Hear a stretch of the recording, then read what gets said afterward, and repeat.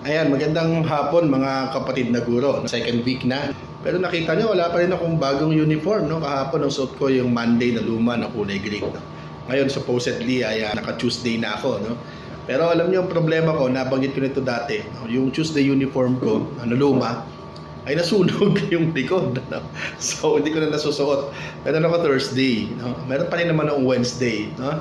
So, kaya ako ay nagpasya na, no? Na bumili na, no, ng bagong uniforme na Tuesday and Thursday. No? And eventually, of course, di ba, Monday at Wednesday rin, ay bibili na ako. No?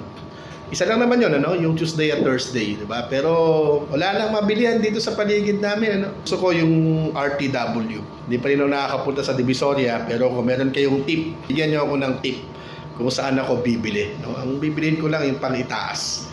Diba? Dahil yung ating clothing allowance naman po, no, ay hindi lamang naman yan pang uniform.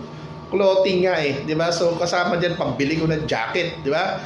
Dahil baka napapansin niyo, lagi kong suot ito, pero may kakahawig po ito ha, hindi lang ito jacket ko, marami pa.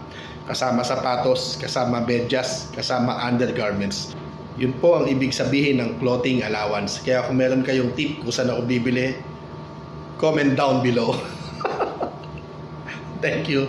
Magandang hapon.